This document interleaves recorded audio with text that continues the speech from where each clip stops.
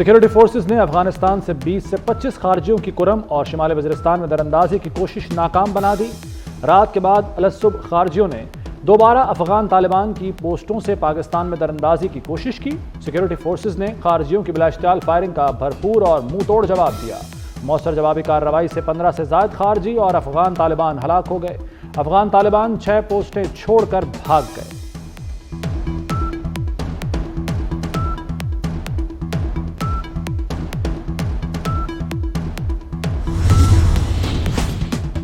بنو میں حیات روڈ پر پولیس پر حملہ، ایک پولیس اہلکار زخمی، 2 حملہ آور مارے گئے۔ وفاقی وزیر داخلہ محسن نقوی کی حملہ ناکام بنانے پر پولیس کی ستائش، کہا بروقت جوابی کارروائی کرنے اور 2 دہشت گردوں کو عبرتناک انجام تک پہنچانے پر پولیس کو خراج تحسین پیش کرتے ہیں۔ وفاقی وزیر داخلہ کی زخمی پولیس اہلکار کی جلد صحت یابی کے لیے دعا۔ حملہ ناکام بنانے پر پولیس اہلکاروں کو شاباش بھی دی۔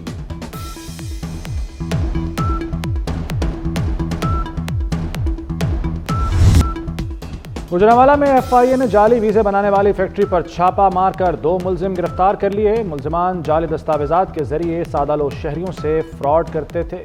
ملزمان سے 20 پاکستانی اور 31 غیر ملکی پاسپورٹ برآمد۔ بڑی تعداد میں جعلی ویزا سٹیکرز بھی قبضے میں لے لیے گئے۔ ملزمان سے جعلی ویزا سٹیکرز کی تیاری کرنے والے مشینیں بھی برآمد۔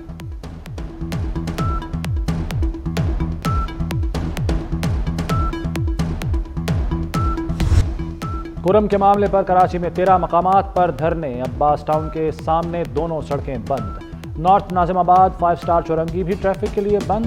نمائش چورنگی پر دھرنے کا مرکزی کیمپ قائم۔ یونیورسٹی روڈ پر سماما شاپنگ سینٹر کے سامنے بھی دھرنا۔ سرجانی ٹاؤن روڈ، ملیر 15 پل اور شارع پاکستان پر انچولی کے سامنے بھی احتجاج، دھرنا۔ سڑکیں بند ہونے سے لوگوں کو مشکلات کا سامنا۔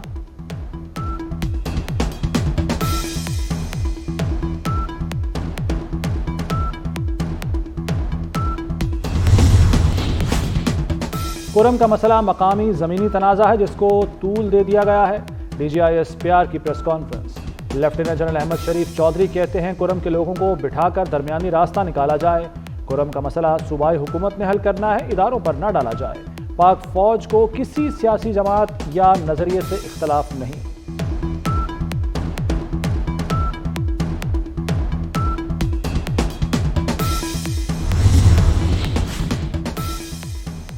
بلنگ کے نظام میں شفافیت کے لیے سمارٹ میٹر کی تنصیب کا کام جلد مکمل کیا جائے۔ وزیر اعظم کی بجلی کے تقسیم کار کمپنیوں کی کارکردگی کے حوالے سے اجلاس میں ہدایت۔ شہباز شریف نے کہا اوور بلنگ کسی طور قابل قبول نہیں، اوور بلنگ میں ملوث افسروں کے خلاف سخت کارروائی کی جائے گی۔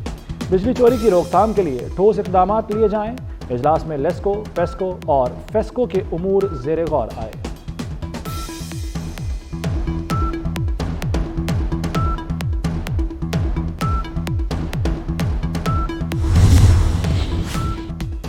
بانی پی ٹی آئی نے ملک میں عدم استحکام پیدا کیا۔ وفاقی وزیر توانائی سردار اویس احمد خان لغاری کی کڑی تنقید، کہتے ہیں بانی پی ٹی آئی کی ایما پر ہمارے خلاف سوشل میڈیا پر مہم جوئی کی گئی۔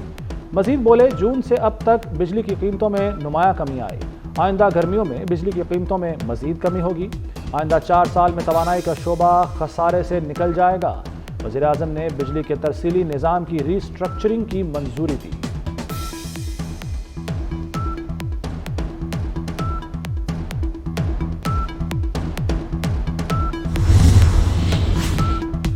خاتون اول اور رکن قومی اسمبلی آصفہ بھٹو زرداری اور صنم بھٹو کی گڑی خدا بخش آمد۔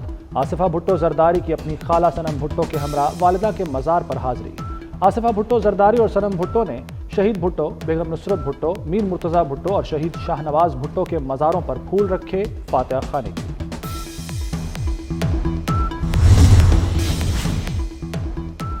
مولانا فضل الرحمان سے ڈپٹی چیئرمین سینٹ کی ملاقات، مولانا کی بیمار پرسی کی۔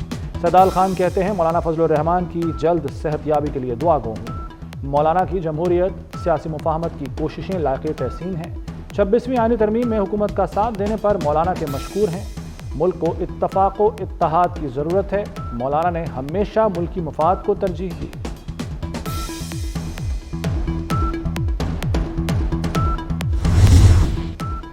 سی پیک چین سے خلیجی ممالک تک نقل و حرکت کا مختصر اور مؤثر راستہ۔ بین الاقوامی روڈ ٹرانسپورٹ کے تحت سی پیک کی فعالیت میں تاریخی سنگ میل۔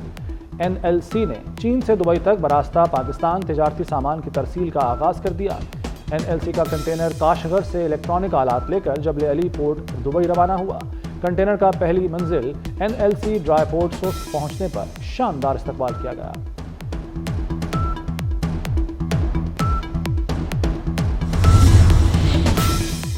پندرہ سرکاری اداروں کا منافع 510 ارب 20 کروڑ روپے سے بڑھ گیا۔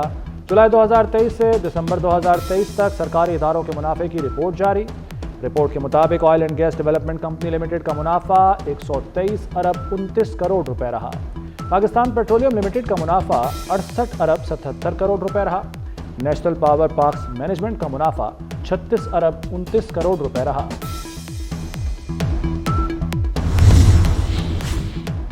OGDCL نے حیدرآباد سے تیل و گیس کی پیداوار کا آغاز کر دیا۔ کنویں سے روزانہ 3.5 ملین مکعب فٹ گیس، 30 بیرل کنڈنسنٹ اور 3.8 میٹرک ٹن LPG کا حصول ممکن ہوگا۔ کراچی کے صارفین کے لیے بجلی سستی ہونے کا امکان۔ کے الیکٹرک صارفین کے لیے بجلی فی یونٹ 5 روپے سستی ہو سکتی ہے۔ کے الیکٹرک نے ماہانہ فیول کاسٹ ایڈجسٹمنٹ کی مد میں درخواست نیپرا میں دائر کر دی۔ قیمتوں میں کمی نومبر کی ماہانہ فیول کاسٹ ایڈجسٹمنٹ کی مد میں مانگی گئی۔ نیپرا کے الیکٹرک کی درخواست پر 15 جنوری کو سماعت کرے گا۔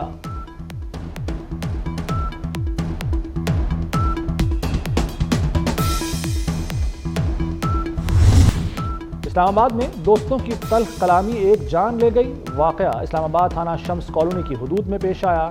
فائرنگ سے ایک شخص جاں بحق، ایک زخمی ہو گیا۔ پولیس کے مطابق رات گئے فہد خان اور شبیر کو گولیاں ماری گئیں۔ کراچی میں رات گئے فائرنگ کے مختلف واقعات اور حادثات۔ منگو پیر ناردرن بائی پاس کے قریب ٹریفک حادثے میں ایک شخص جاں بحق ہو گیا۔ سائٹ سپر ہائی وے فقیرہ گوٹ افغانی مدرسے کے قریب فائرنگ سے خاتون زخمی ہو گئی۔ پولیس تھانہ جوہر میں فائرنگ سے ایک شخص زخمی۔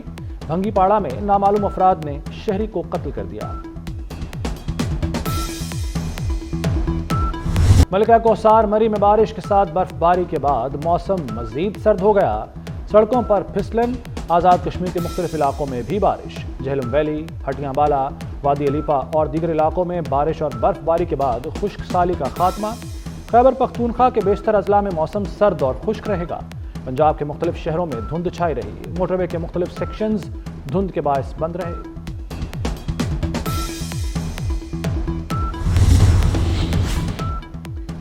برطانیہ کی فضائی حدود شدید دھند کی لپیٹ میں، اہم ایئرپورٹس کا فلائٹ آپریشن متاثر۔ برطانوی میڈیا کے مطابق دھند کی وجہ سے گیٹ وک، ہیتھرو اور مینچسٹر میں پروازیں تاخیر کا شکار۔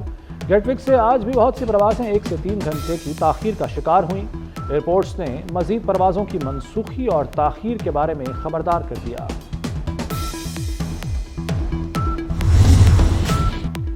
جہانی سابق بھارتی وزیر اعظم ڈاکٹر منموہن سنگھ کی آخری رسومات سرکاری سطح پر دہلی میں ادا کی جا رہی ہیں۔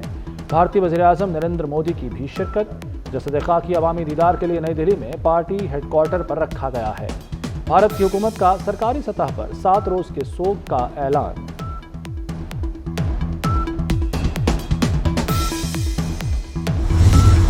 چین میں 35 افراد کو گاڑی تلے کچلنے کا واقعہ۔ عدالت نے گاڑی کے ڈرائیور کو سزائے موت سنا دی۔ عوامی حلقوں کی طرف سے ملزم کو کڑی سزا دینے کا مطالبہ کیا گیا تھا۔ حادثے میں 35 افراد ہلاک، 43 شدید زخمی ہوئے تھے۔